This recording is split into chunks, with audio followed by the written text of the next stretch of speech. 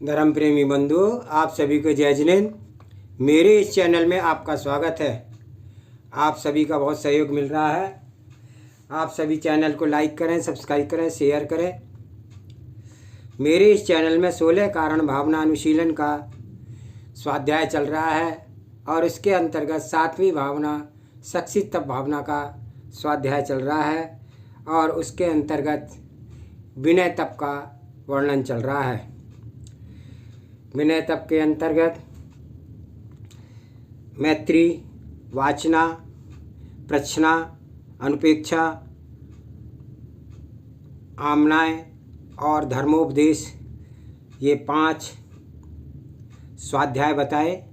स्वाध्याय तप का आरंभ करते हुए मंगलाचरण करते हैं।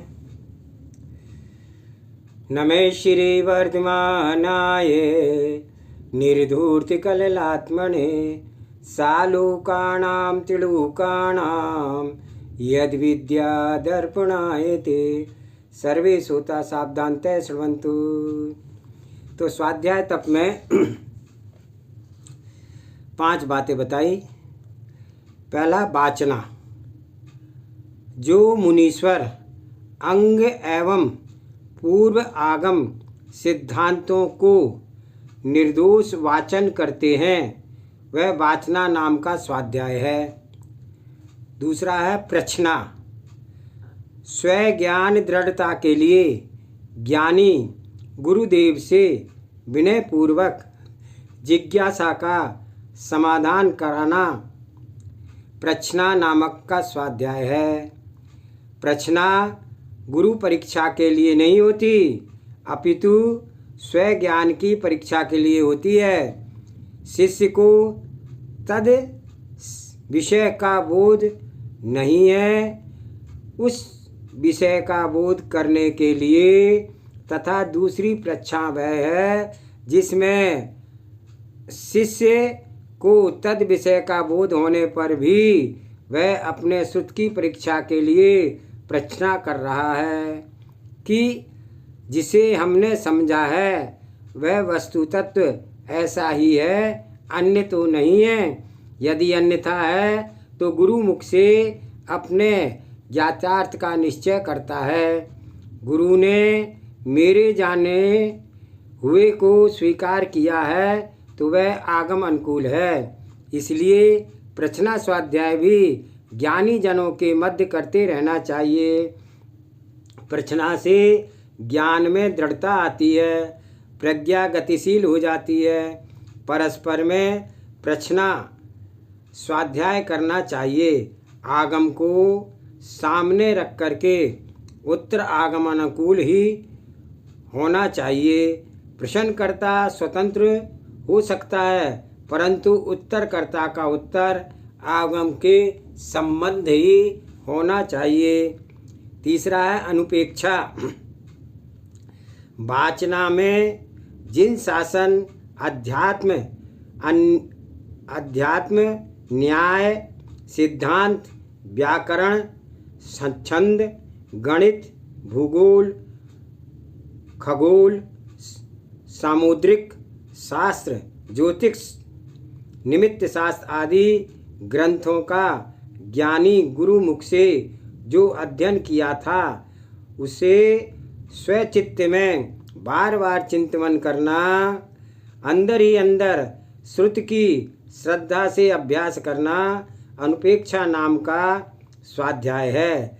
जैसे प्रच्छना स्वाध्याय से स्वाभ्यासित ज्ञान में दृढ़ता एवं प्रमाणिकता आती है, वैसे ही अनुपेक्षा स्वाध्याय से छात्र की धारण की शक्ति दृढ़ होती है।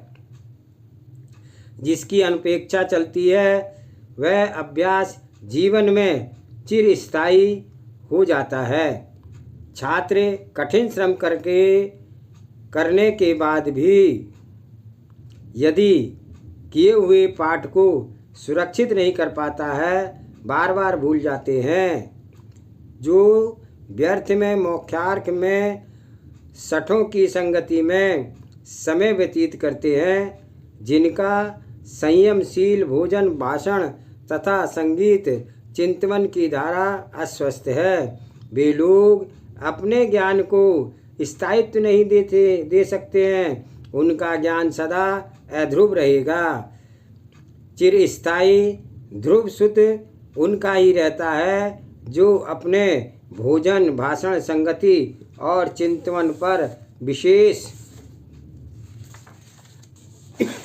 ध्यान रखते हैं। सदा उठते बैठते, चलते फिरते, आहार विहार निहार में ही मौन पूर्वक अंदर ही अंदर अभ्यसित विषय को सतत चिंतन का विषय बनाते हैं। इससे श्रुत भक्ति व श्रुत भी दृढ़ होता है और अपाध्यान अनर्थ दंड से भी आत्मा की रक्षा होती है। सदा ज्ञान गायक का मिलन होता है। अशुभ प्रेमियों से प्रेमता प्रमता की रक्षा होती है और जिससे अशुभ श्रुत स्मरण मन संबंधी अशुभ कर्मों के आश्रव बंध से तत्व रक्षा होती है। सदा आत्मा में शुद्ध संवेग भाव से संस्कार पड़े रहे हैं। कुश्रुत दुश्रुति के संस्कारों का क्षय होता है। भावी काल में यही संस्कार श्रुत केवली एवं केवली भगवान बनाएगा। इसलिए प्रत्येक मुमुक्ष का कर्तव्य है कि सदा श्रुत भावना में लीन रहे, अर्थात अनुपेक्षा नामक स्वाध्याय का आश्रय लेते रहे। स्वयं समय पर को भी श्रुत में लगाए रखे। यह श्रुत साधना नियम से कैवल्य रूप को स्फुटित करोगी। एक ग्रंथ का विनय से किया गया स्वाध्याय अनेक ग्रंथों को जन्म देगा। साथ में द्रव्य भाव श्रुत में लगाए रखें, वह द्रव्य भाव श्रुत की रक्षा हो सकेगी। जिन शासन जयवंत रहेगा, इसलिए स्वाध्याय में चित्त को स्थिर करो, यही तत्वोपदेश है। सत्योपदेश है, अरहंत सर्वज्ञ का जिनोपदेश है, जो पूर्ण प्रमाण न्यायात्मक प्रमाणभूत हैं, प्रमाण भी है तथा प्रेमभूत भी है। ऐसे सर्वज्ञ भाषण सदा भूतल पर जयवंत रहे। आमनाय स्वाध्याय। पढ़े हुए स्वाध्याय का बार बार पाठ करना और ऐसा पाठ करना जो न धीरे धीरे हो, न अति द्रुत गति में हो, न अक्षर मात्रा आदि से रहित हो। ऐसे पाठ करने को आमनाय स्वाध्याय कहते हैं। क्या कहा? पढ़े हुए शास्त्रों को बार बार पढ़ना और ऐसा पाठ करना, ना धीरे धीरे हो, ना अति द्रुत गति से में हो, न अक्षर मात्रा आदि से रहित हो।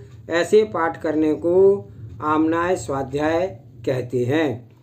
मधुर घोष पूर्वक पठित पाठ को याद करना, स्वयं पर कर्ण सुखद ध्वनि में पढ़ना चाहिए, जिससे कि स्मृति ज्ञान की वृद्धि होती है। क्षयोपशम में धारणा शक्ति का संचार होता है, साथ ही वाक पटुता भी आती है। जो लोग अंदर ही अंदर पढ़ते हैं, जो कभी मुख में उच्चारण नहीं करते हैं, उनके भाषण शक्ति मंद रहती है। अच्छे वक्ता बनने के लिए भी स्पष्ट सुंदर वाक्यों में ध्वनि पूर्वक शब्दों का प्रयोग करना चाहिए। बिना उच्चारण के मुख शुद्धि कैसे होगी? अतः आमनाय स्वाध्याय का प्रयोग करना चाहिए, जिससे कि धर्मोपदेश की शक्ति वृद्धि होगी।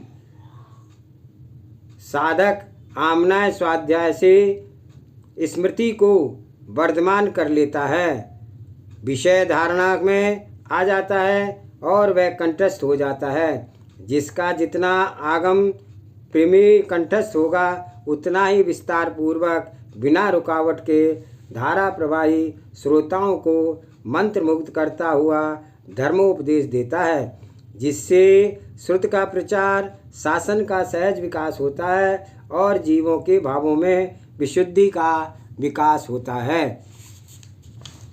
5वां है धर्मोपदेश।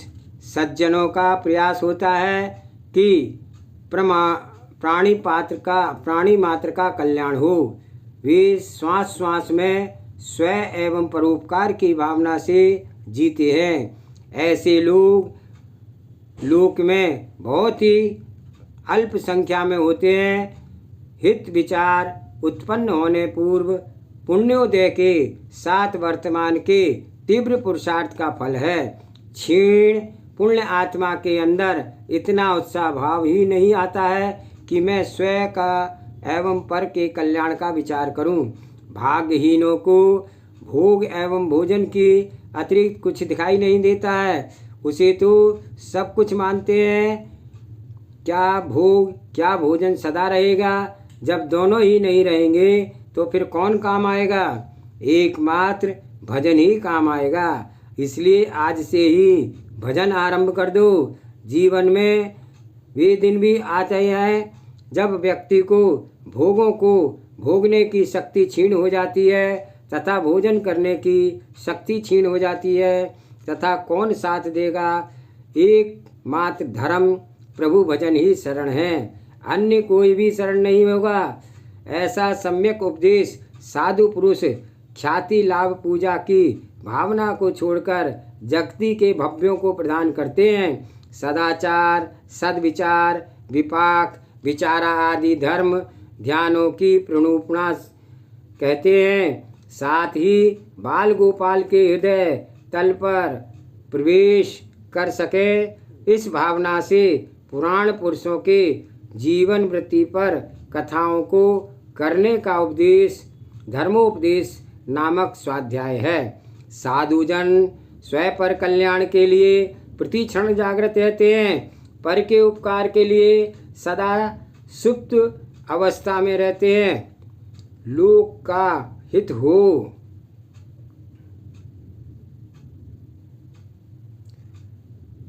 सद्मार्ग की प्राप्ति जगती को समस्त प्राणियों को हो। मानव देह प्राप्त करके भी भूतार्थ तत्व का निर्णय जीव नहीं कर सका तो नर देह की प्राप्ति व्यर्थ चली जाएगी। 84 लाख योनियों में हिताहित विवेक को जागृत करने वाली योनि नर योनि है। संयम धर्म को धारण करना आत्महित मात्र मनुष्य देह में उत्तम कुल में उत्तम चारित्र पालन करने में तथा प्रंजाल प्रज्ञा भावों की उत्कृष्ट विशुद्धि में ही संभव है। दुराचार हिंसा असत्य चोरी अब्रह्म सेवन परिग्रह के संचय में कहाँ स्व आत्महित है। रत्नत्रय धारण की मुद्रा की प्राप्ति भी कर ली परंतु विशुद्धि भाव नहीं बन पाए तो वहाँ से कल्याण हो जाएगा। तो कहाँ से कल्याण हो जाएगा? शब्द कल्याण में आत्म कल्याण वाच्यार्थ नहीं। वाच्यार्थ तो पाप मुक्त परिणामों में है, संक्लेशता की हानि में है। जब सत्यार्थ का बोध होगा तब सत्यार्थ दीप प्रकाश चित ज्योति ज्ञान घन कंटोक्त किरण निज भगवान आत्मा का दर्शन हो पाएगा। अन्य कोई आत्मित के सम्यक भूतार्थ उपाय नहीं है। सत्य उपाय से ही सत्य उपमेय की प्राप्ति होगी। यह समीचीन धर्मोपदेश हो और कोई उपदेश नहीं है। व्युत्सर्ग तप। अगला तप है व्युत्सर्ग तप। अंतरंग बहिरंग का पवित्र साधन तप है। सर्व कर्म कलंक को तप के द्वारा समाप्त किया जाता है। बिना तपाए स्वर्ण कुंदन नहीं होता है, बिना तपाए पाक निर्मित नहीं होता है। उसी प्रकार से बिना अंतरंग बहिरंग तप किए आत्मा परमात्मा नहीं होता है। यदि किसी भी भव्य जीव के अंदर परमात्म पद प्राप्ति की उत्कृष्ट अभिलाषा है तो वह इस बात को पूर्ण निर्द्वंद होकर के स्वीकार करो कि बिना तप साधना के मोक्ष की सिद्धि पूर्वक सिद्धि पूर्ण असंभव है। लोगों में लोग तप साधना के प्रति उदास हैं तथा उसका उपवास करते हैं। तप व तप साधकों में लीन तपस्वियों का वे विचारे ईर्ष्यावश भूल कर रहे हैं या कोई अशुभ आयु के बंध के जीव हैं जिससे कि उनके अशुभ भाव हो रहे हैं, अथवा सत्यार्थ बोध का बोध नहीं है। जब उन्हें भूतार्थ होगा कि तब वे सभी मारीची जैसे महावीर का पर्याय को कल्याण ही कर लेंगे। यदि भव्य है तो, परंतु विपरीत मार्ग का पोषण करने वाले दुर्गतियों के दुखों तो भोगने ही पड़ते हैं। इसलिए तप साधन संयम एवं संयमी के से द्वेष बुद्धि का परित्याग करके सत्यार्थ का प्रकाश करें। उपाय को स्वीकार कर उपेय की प्राप्ति करें। बिना धर्म बिना मोक्ष मार्ग स्वीकार किए मोक्ष तत्व की प्रत्यक्ष उपलब्धि नहीं होगी। उपाय कारण तत्व है, उपेय कार्य तत्व है। बिना कारण के कार्य की सिद्धि नहीं है। कारण है तो कार्यक्रम और कर्ता की समीप सिद्धि है। तत्व निर्णय पूर्वक विषय की मीमांसा करते हुए संवेग भाव से युक्त होकर के तप साधना में शीघ्र संलग्न हो जाना चाहिए। लिखित व अलिखित भ्रांति पुरुषों की भ्रांति को सदा आत्मरक्षा करनी चाहिए। तीर्थकर आदि परम देवों के पुराण पुरुषों ने भी मोक्ष तत्व की सिद्धि अनुपाय से नहीं उपाय से प्राप्त की है। जिनेश्वर के मत में अनुयाय अनुपाय से नहीं उपाय से सिद्धि का विधान है। जो दर्शन अनुपाय सिद्धि की स्वीकार करते हैं उनकी प्रज्ञा आत्मसिद्धि एवं समीचीन तत्व ज्ञानों से रिक्त है। एक परमात्मा को स्वीकार करने वाले के उपाय सिद्धि की व्याख्या नहीं है। प्रत्येक जीव स्वसमय रत्नत्रय धर्म के पुरुषार्थ से रत्नत्रय मार्ग जो कि उपाय है उसी उपाय से मोक्ष तत्व अर्थात निकल परमात्मा पद उपेय की प्राप्ति संसार के कलेश से सदा के लिए मुक्ति हो जाता है। इस सत्योपदेश पर विचार करके कुपंथों से मार्ग से रक्षा करो। समता आकिंचन भाव मोक्ष का कारण है। ममत्व भाव बंध का कारण है। जहाँ जहाँ ममत्व होगा वहाँ वहाँ कर्म बंध होगा। बंध से आत्मरक्षा करना है तो पर भावों से ममत्व भाव का आभास करो। बुद्धिपूर्वक अंतरंग में व बाहिरंग में परिग्रह से अपने को दूर करो। सहज हो जाएगा ऐसा एकांत मत छोड़ो। सर्वप्रथम बुद्धिपूर्वक पुरुषार्थ ही किया जाता है और उसके उपरांत अंतरंग चारित्र को धारण करके भाव विशुद्धि वर्धमान हो जाती है। उत्सर्ग रूप बहुत आवश्यक है कि उत्सर्ग के लिए बिना उत्सर्ग के उत्सर्ग नहीं होता है। क्षण मात्र त्याग भी जीव को महान बना देता है। जब जब सत्यार्थ बोध होगा तब तब बिना समय नष्ट किए शीघ्र ही उत्सर्ग कर देना चाहिए। जितने भी अंश हैं में पर भावों का स्वयं के भीतर अशुभ भावों का परित्याग करना है। जीव उतने ही अंश में तदजन्य बंध अभाव्य एवं निर्जरा भाव का सद्भाव करेगा। कर्म बंध एवं मोक्ष की प्राप्ति बहुत ही व्यवस्थित है। विवेकशील कृषक अल्प भूमि में तो अधिक धान्य उगाना जानता है तो और उसी प्रकार से विवेकशाली बुद्धिमान उत्साही कर्म हानि से बचने के लिए पूर्ण साधक अल्प तपस्या से भी प्रचुर निर्जरा को प्राप्त होता है। मुक्ति मार्ग में तीव्र एवं विशुद्ध एवं विवेकशीलता महत्वपूर्ण है।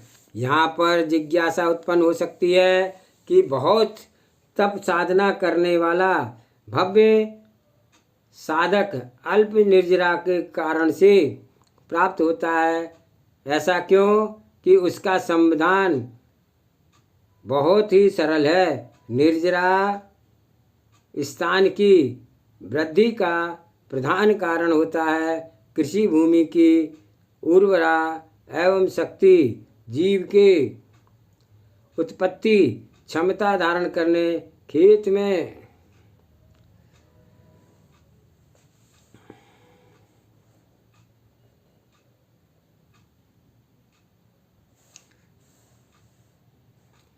खेती में अपनी मेहनत करता है, इसलिए अल्प क्षेत्र होने पर भी अत्यधिक धान उगा लेता है।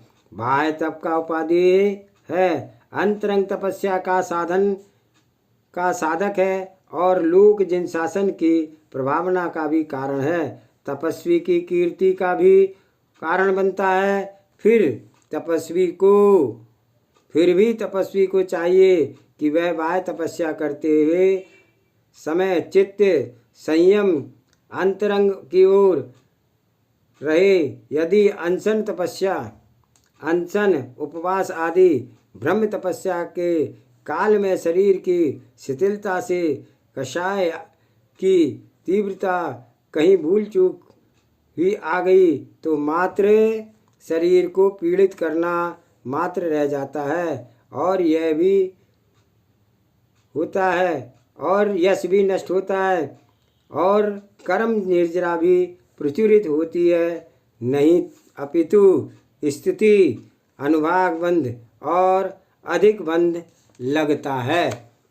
तपस्या करने के भाव आते ही साधु पुरुषों को माता बनकर के उन भावों को समझना चाहिए कि जो तपस्या के भाव हैं वे अध्यात्म सिद्ध के लिए हो रहे हैं कि मात्र शरीर की प्रसिद्धि के लिए हो रहे हैं। जैसे जननी अपने सुत की अच्छी स्वादिष्ट भोजन सामग्री को सीमित देती है, मौसम एवं स्वास्थ्य के अनुकूल भी फिर भी सीमित क्यों? क्योंकि कोई भी वस्तु सीमा के अतिरिक्त परिवर्तनकारी कृति में जो स्वशास्त्रकारी है वही वस्तु असीमित होते ही मृत्यु का कारण बन जाती है। बालक जितना पचा सकता है वह माँ बेटे को उतना ही खाने को द्रव्य देती है। तब बालक तदभव से सेवन से बलिष्ठ हो जाता है और उसी प्रकार तपस्या पथ्यपूर्वक करनी चाहिए। इसके लिए शक्ति से अधिक तपस्या साधु जब कर लेता है तब वह देही क्षीणता से सहन शक्ति भी क्षीण होने लगती है। तब स्वभाव से चिड़चिड़ापन आने लगता है, उत्साह भंग होने लगता है। तब लक्ष्य एवं व्रत उपवास पूर्ण करना रह जाता है। विशुद्धि के आनंद भोग के हेतु वीर्य शक्ति की ही नहीं बची है और शरीर और मन रोगी दोनों एक जैसे लगते हैं। ऐसी स्थिति में निर्जरा स्थान के लिए जो विशुद्धि चाहिए थी वह उत्पन्न नहीं हो पाती है, इसलिए अल्प निर्जरा होती है। आज का स्वाध्याय यहीं समाप्त करते हैं। जावानी के ज्ञान से सूझे लोकालोक, सो वाणी मस्तक नमो सदा देत हूँ दो। हे जिन वाणी भारती तुहे जपूं दिन रैन, जो तेरी शरणागे सो पावे सुख चैन। देव बजो अरिहंत को गुरु सेवा निर्गंध, दया धर्म पालो सदा यही मोक्ष का पंथ। 9 बार नमोकार मंत्र।